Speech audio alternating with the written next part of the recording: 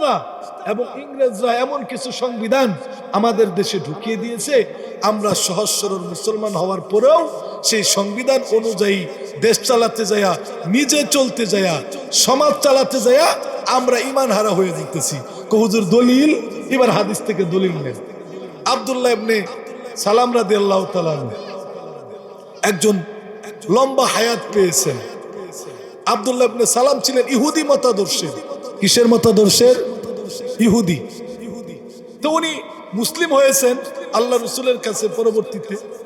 এবার উনি মুসলিম হওয়ার পরে একদিন সাহাবায়ে কেরাম নিয়া উটের ভুনা গুস্ত নিয়ে বসেছেন। কিসের গুস্ত? উটের ভুনা গুস্ত। আমাদের ইসলাম ধর্মে উটের গুস্ত খাওয়া হালাল না হারাম? হ্যাঁ, আমাদের তো গরিব মানুষ, এই জন্য উটের গুস্ত খাই না, এই জন্য এটা আমরা অনেকে হারাম মনে করি। অত্যানি সামর্থ্য তো আমাদের নাই, কি বলেন? কিন্তু উটের গুস্ত খাওয়া হালাল, কিন্তু ইহুদি ধর্মে উটের গুস্ত খাওয়া হারাম। তো উনি দীর্ঘদিন ইহুদি ধর্ম পালন করেছেন, কাজেই নব্য মুসলমান সবেমাত্র উনি ইসলাম ধর্ম গ্রহণ করেছেন। একদিন সাহাবায়ে কেরাম নিয়া খোলা মাঠের ভিতরে উটের গুস্ত নিয়ে বসছেন, ভুনা উটের গুস্ত মাঠের মধ্যে।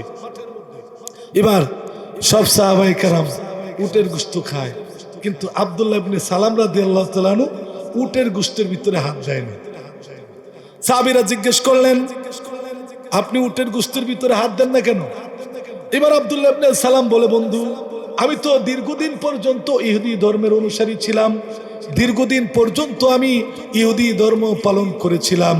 ওই ইহুদি ধর্মের ভিতরে উটের গোশত খাওয়া হারাম ছিল, কাজেই দীর্ঘদিন যেহেতু আমি উটের গোশত খাই নাই, আমাদের ধর্মে হারাম ছিল।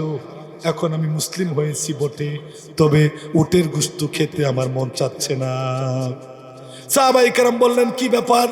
ইহুদি ধর্ম তুমি পালন করেছো, এটা পিছনে চলে গেছে, এখন তুমি ইসলাম ধর্ম গ্রহণ করেছো, কাজেই এখন তোমাকে উটের গোশত খেতে হবে, এটা ইসলামের ভিতরে হালাল।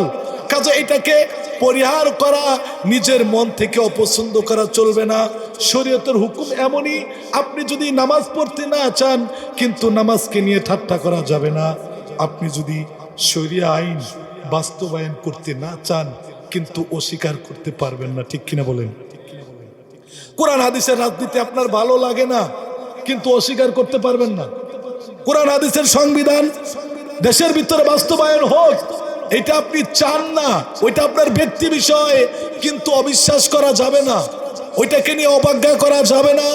নামাজ আপনি পড়েন না, কিন্তু নামাজ নিয়ে ঠাট্টা করা যাবে না। রোজা আপনি রাখেন না, তবে রোজাকে আপনি অস্বীকার করতে পারবেন না। হজ আপনি করতে মন চায় না, কিন্তু হজকে আপনি অস্বীকার করতে পারবেন না। এমনই কোরআনের রাজনীতি, হাদিসের রাজনীতি, ইসলামের রাজনীতি আপনার করতে মন চায় না, তবে আপনি অস্বীকার করতে পারবেনও না, বাধাও দিতে পারবেন না। যদি বাধা দেন, তাহলে আপনি কুফরি মতবাদ গ্রহণ করেছেন, তাহলে আপনার ঈমান চলে গেছে। বুঝতে পেরেছেন আলোচনা আমার? ইহুদি আব্দুল্লাহ ইবনে সালাম রাদিয়াল্লাহু তাআলা এবার উটের গোশত খেলেন না।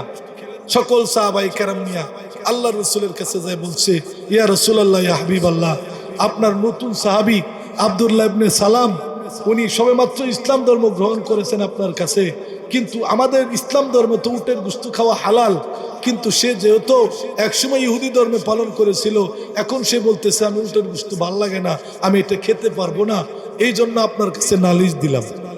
আব্দুল্লাহ ইবনে সালামকে ডাকা হলো। আব্দুল্লাহ ইবনে সালাম রাদিয়াল্লাহু তাআলা আনহু আল্লাহর নবীজির কাছে এসে বসে গেলেন।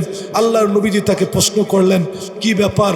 খোলা মাঠের ভিতরে সবাই উটের গোশত খেয়েছে, আমাদের ইসলাম ধর্মে উটের গোশত খাওয়া হালাল, তুমি বিগত ইহুদি ধর্ম পালন করেছো, বিগত তুমি ইসরায়েল ছিলে, ভালো কথা, এখন যেহেতু আমার ধর্ম তুমি কবুল করেছো, আমার আনিত শরিয়াত তুমি যেহেতু কবুল করেছো, এখন ইসলাম ধর্মে যেটা আছে তোমার অপছন্দ হলেও এটা তোমাকে পালন করতে। তাহলে শরীয়তের ভিতরে দুইটা জিনিস পাইলাম, একটা হলো অপছন্দ করা, আরেকটা কি? অস্বীকার করা। নামাজ আপনি পড়েন না, ভালো লাগে না, ঠিক আছে, কিন্তু নামাজ নিয়ে ঠাট্টা করা, নামাজীদেরকে বাধা দেওয়া, তাহলে আপনি ঈমান হারা হয়ে গেছেন। বুঝতে পারছেন আপনারা?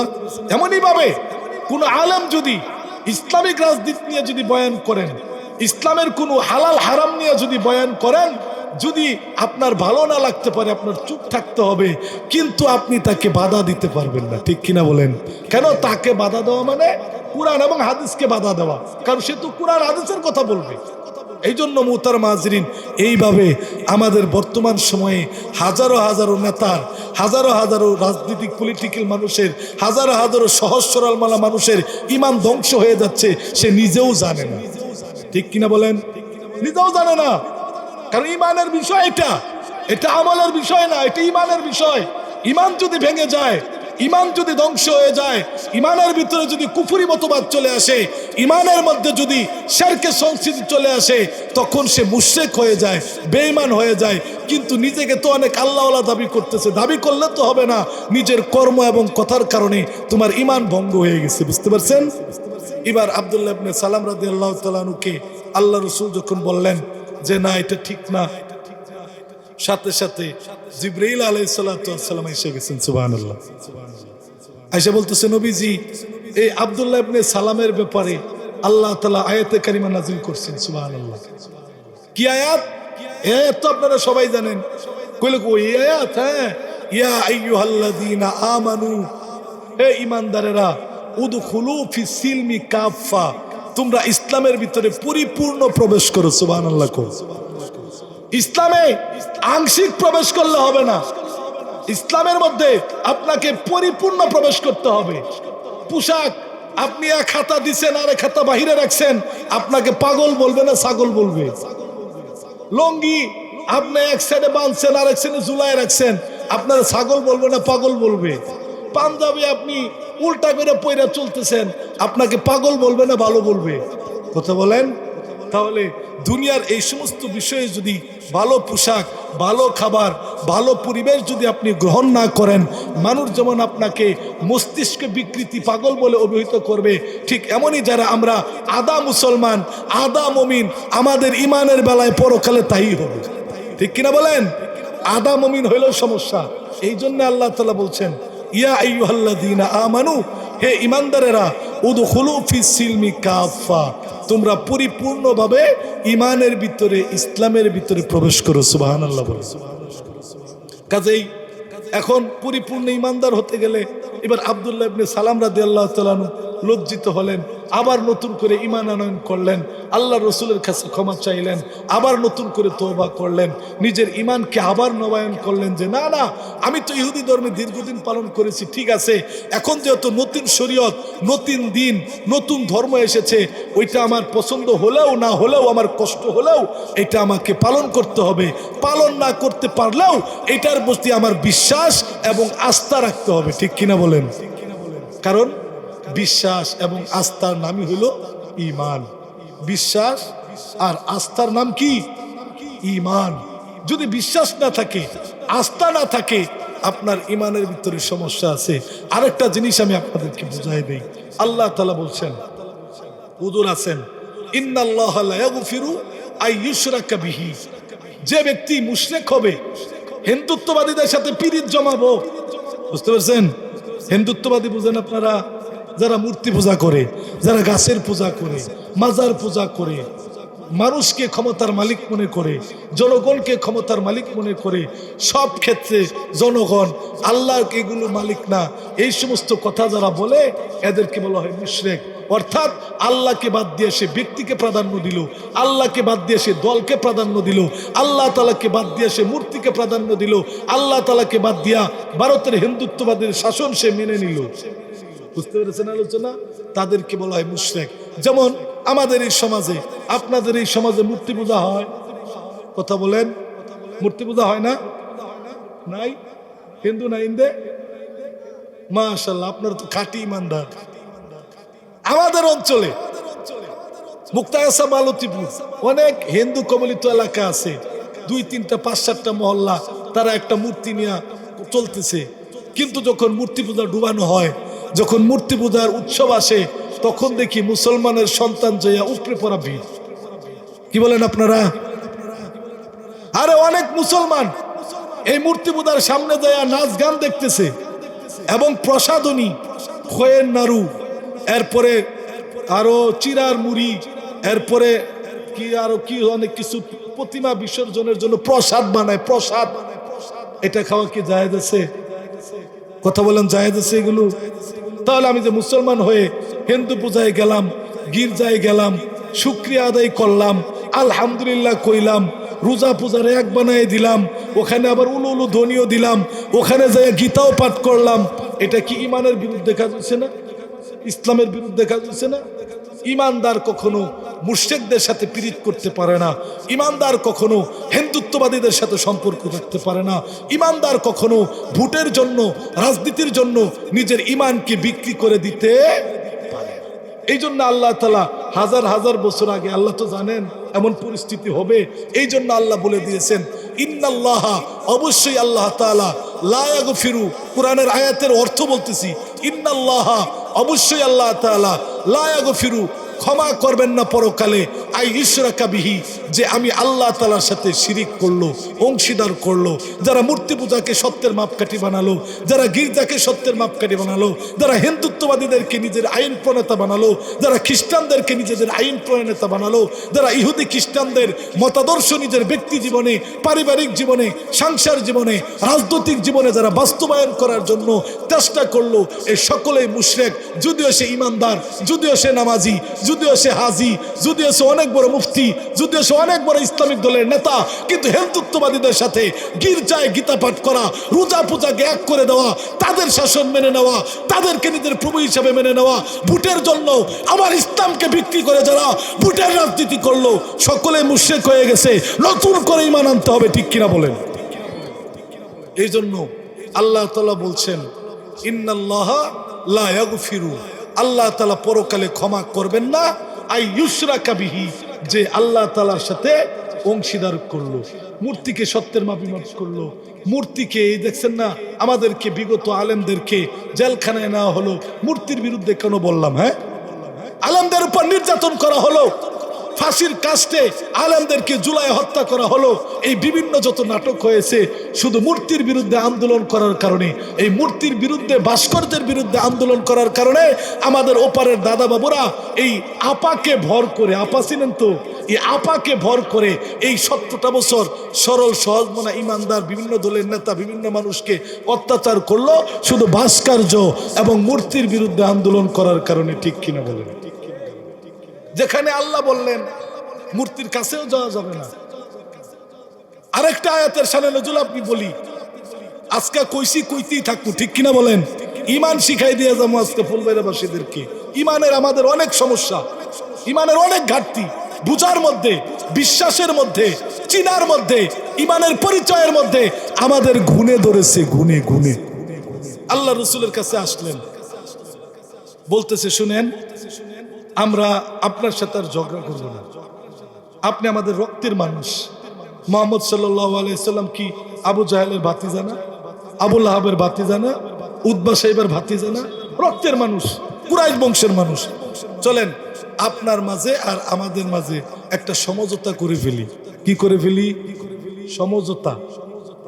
আমাদের চাচা ভাতিজার মধ্যে কোনো ঝগড়া থাকবে না, মক্কার ভিতরে আমরা একই কবিলায় থাকবো, একসাথেই চলবো।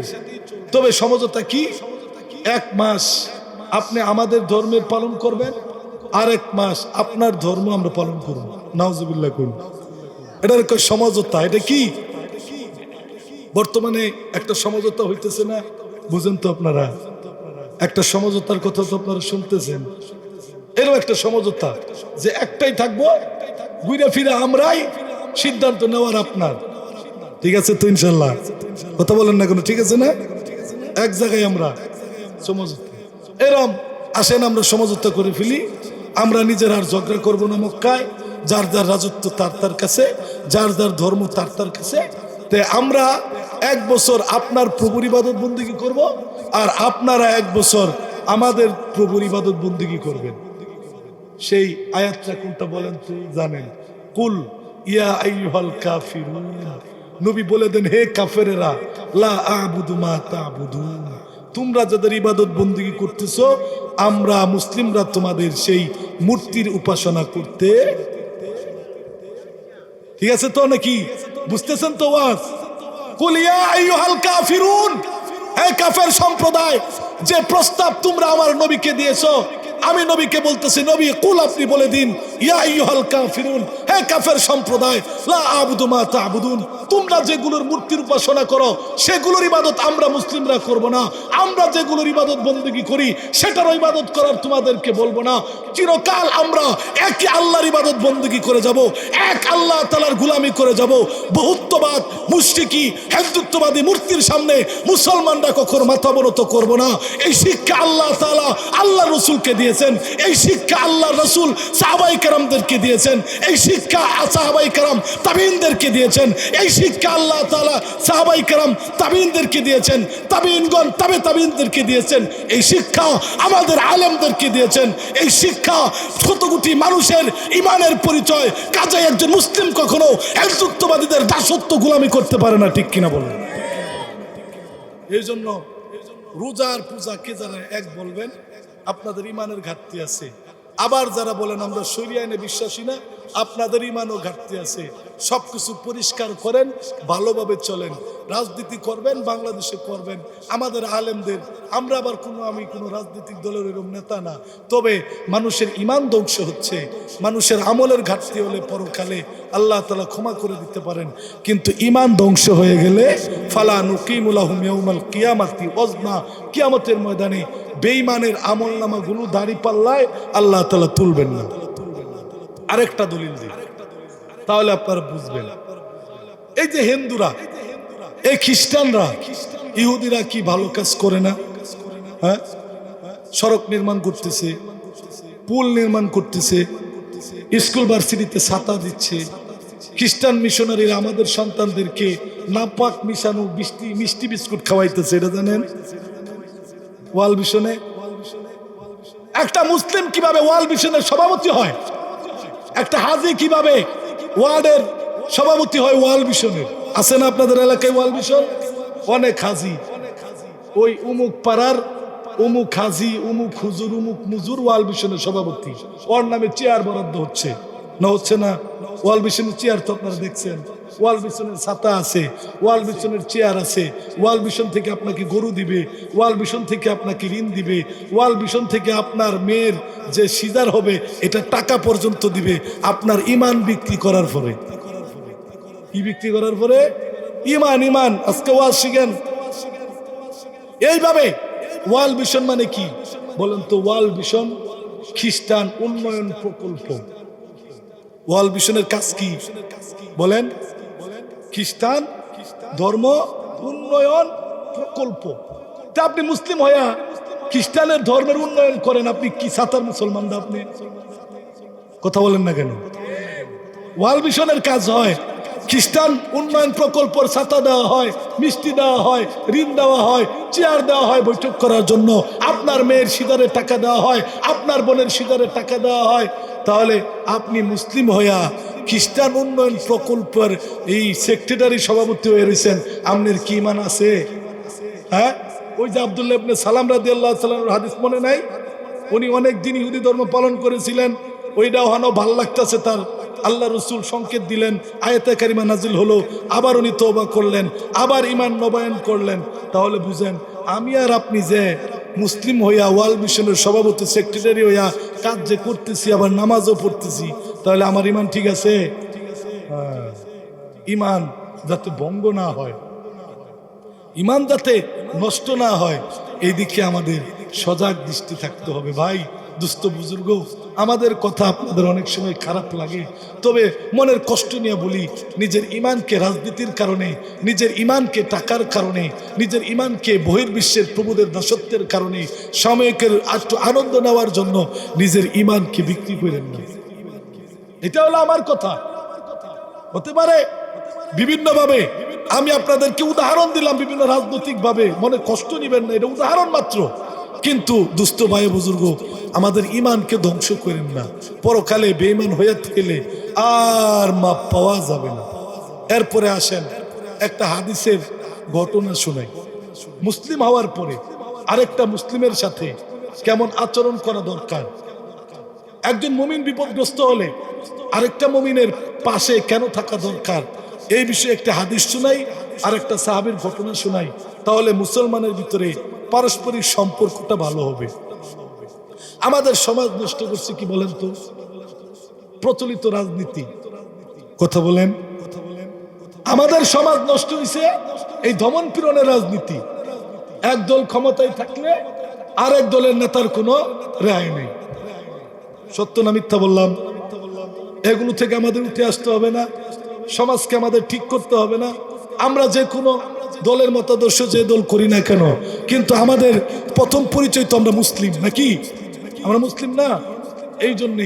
এই জন্যেই আল্লাহ তাআলা কোরআনে বলছেন, ওয়াজআলনাকুম শুউবা ওয়া কাবাইলা লিতাআরাফু। আমার কাছে পৃথিবী একটা, আমি ইন্দোনেশিয়া চিনি না, দেশের পরিচয় নেই। পরকালে কোনো দেশ বলে সম্বোধন করবে না, উপমহাদেশ বলে সম্বোধন করবে না, উপমহাদেশও বলবে না, এশিয়া মহাদেশও বলবে না, বিভিন্ন দলের নেতা বলে, দলের সমর্থক বললেও আল্লাহ তাআলা ডাকবেন না। আল্লাহ তাআলা ডাকবেন, ও আমার মানুষেরা, আমার কাছে আসো এবং যার যার আমলের হিসাব দাও। তাহলে এই যে দল, এই যে গোষ্ঠী, এই যে এলাকা, এই যে বাংলাদেশি, হিন্দুস্তানি, পাকিস্তানি, এগুলো হলো যা আল্লাহকুম শুউবা ওয়া কাবাইলা লিতাআরাফু। এটা হলো দুনিয়ার পরিচয়ের জন্য আল্লাহ তাআলা এই ব্যবস্থা করে দিয়েছেন। তবে আল্লাহর কাছে হতে পারে সে পাকিস্তানি, বাংলাদেশি, হিন্দুস্তানি, কিন্তু আল্লাহর কাছে সবচেয়ে প্রিয় কে হবে বলেন? ইন্না আকরামাকুম ইনদাল্লাহ। আল্লাহর কাছে যে যত বেশি প্রিয় হতে পারবে, আতকাকুম, যে বেশি মুত্তাকি হতে পারবে, যে যত বেশি পরহেজগার হতে পারবে, যার ঈমান যত মজবুত থাকবে, যার আমল যত উন্নত থাকবে, যার ঈমানি নূর হাসরের ময়দানে বেশি থাকবে, সে আল্লাহ তাআলার কাছে প্রিয় হবে, সম্মানী হবে। তো এখন আসেন, আমরা তো ফালাফালি করতেছি, বংশের গরিমা দেখাচ্ছি, দেশের গরিমা দেখাচ্ছি, প্রতিবেশী আরেক প্রতিবেশীকে কষ্ট দিচ্ছি ক্ষমতার কারণে, রাজত্বের কারণে, জমিন জমা নিয়ে ঝগড়ার কারণে। এই যে আমরা মুসলিম হইয়াও অন্য মতাদর্শের হওয়ার কারণে তার উপর যে জুলুম করতেছি, পরকালে এটা হিসাব দিতে হবে না? কথা বলেন, দিতে হবে না? অবশ্যই দিতে হবে, এটা অবশ্যই দিতে হবে। এই জন্য মোহতারাম হাজরিন, প্রতিবেশীকে কষ্ট দেওয়া যাবে না, নিজের বাবা মাকে কষ্ট দেওয়া যাবে না, এতিম সন্তানকে কষ্ট দেওয়া যাবে না। এতিম ভাতিজাকে চাচার দায়িত্ব হলো তার পাশে থাকা, দাদার দায়িত্ব হলো এতিম নাতিনের প্রতি ভালোবাসা দেখানো। এটা হলো আল্লাহ রসুলের শিক্ষা। এই জন্য আল্লাহ রসুল বলেছেন, আল মুমিনুনা কারাজুলিন মুহিদিন। সমস্ত মুমিনরা হইল একই ব্যক্তির ন্যায়। ইনিস্তাকা আইনুহু ইস্তাকা কুল্লুহু। কোনো মানুষের যদি চোখে আঘাত লাগে, যেমন সারা শরীরে ব্যথা অনুভব হয়, কোনো ব্যক্তির যদি ইনিস্তাকা রাসুহু ইস্তাকা কুল্লুহু, কোনো ব্যক্তির যদি মাথায় আঘাত লাগে, চোখে আঘাত লাগে, এটার ব্যথা সারা শরীরে অনুভব হয়। ঠিক কিনা বলেন? ঠিক এমনই আমরা যে দল করি না কেন, যে মতাদর্শের আমরা বাংলাদেশে বাস করি না কেন, কখনো একজন মুমিন হয়ে আরেকজন মুমিনকে কষ্ট দেওয়া এটা হারাম। আপনি তো ভাবতেছেন এটা প্রতিশোধ, আপনি কি ভাবতেছেন এটা কি প্রতিশোধ, কিন্তু এটা হারাম। ক্ষমা করে দেওয়া ভালো, এজন্য ক্ষমা করে দিবেন। একজন মানুষ আপনার উপর অত্যাচার করেছে, আপনি তাকে ক্ষমা করে দেন, সমাজ সুন্দর হবে। একজন দুঃখী মানুষের পাশে আপনি দাঁড়ান, সমাজ সুন্দর হবে। একজন এতিম মানুষের পাশে আপনি দাঁড়ান, সমাজ সুন্দর হবে। একজন বিপদগ্রস্ত মানুষের পাশে দাঁড়ান, সমাজ সুন্দর হবে। সমাজ সুন্দর করা এটা ইমানদারের সিফত। আল্লাহ রসুল বলেছেন, ওই ব্যক্তি কখনোই জান্নাতে যেতে পারবে না যার থেকে প্রতিবেশী নিরাপদ না। যার থেকে প্রতিবেশী কি নিরাপদ না। আমাদের দেশের অবস্থা হয়ে গেছে গল্ফের মতো। এক মৌলবী উর্দু ভাষা জানে, আরবি ভাষা জানে, এক বাড়িতে পড়ায়, তো হঠাৎ করে ওই বাড়ির মালিক বিদেশ থাকে। বুঝবেন উদাহরণটা? ওই বাড়ির মালিক কই থাকে? বিদেশ থাকে, সৌদি আরবে থাকে। আর সৌদি আরব থেকে আরবিতে লেখা পাঠাইছে বাড়িওয়ালায়। এবার মৌলবী তো আছে একজন বাড়িতে, লজিন মাস্টার, তার ছেলে গেলে বাচ্চা কাচ্চা করে পড়ায়, বলতেছে, হুজুর আমার আব্বা তো একটা চিঠি পাঠাইছে সৌদি আরব থেকে, এটা তো আরবি ভাষা, এটা তো আমরা বুঝি না, আপনি একটু আমাদেরকে অনুবাদ করে একটু শোনান। এবার সকলে মিলে বসছে, বাড়ির সকলেই, প্রতিবেশী সকলেই বসছে। এবার মৌলবী চিঠি হাতে নিয়ে কান্দা শুরু করছে।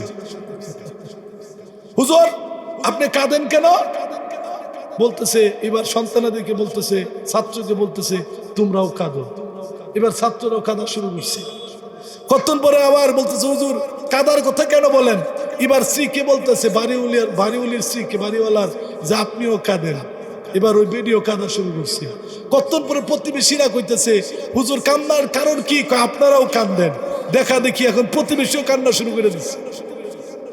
যখন কান্দা শেষ হয়ে গেছে, কান্নাকাটি শেষ, হুজুর একটু বলেন তো কানতে কেন বললেন?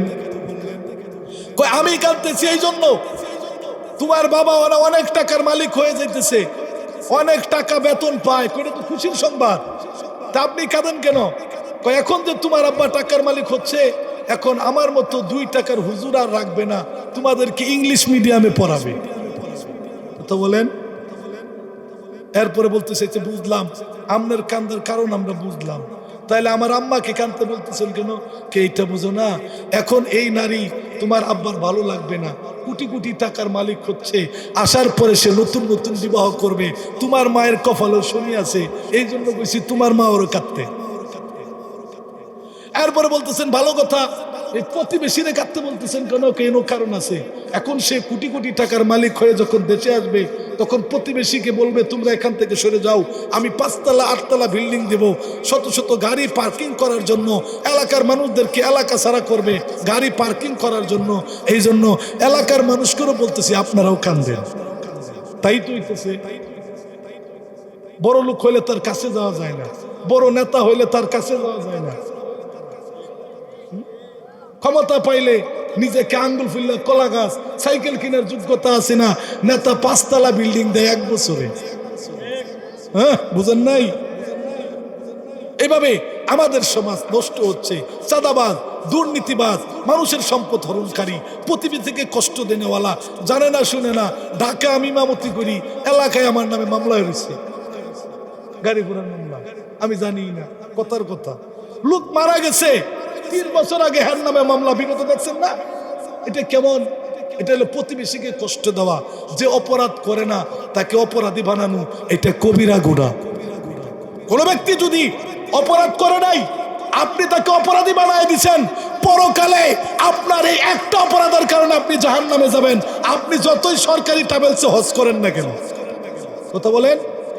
এই জন্য আল্লাহ রাসূল বলছেন প্রতিবেশীকে কষ্ট দিও না।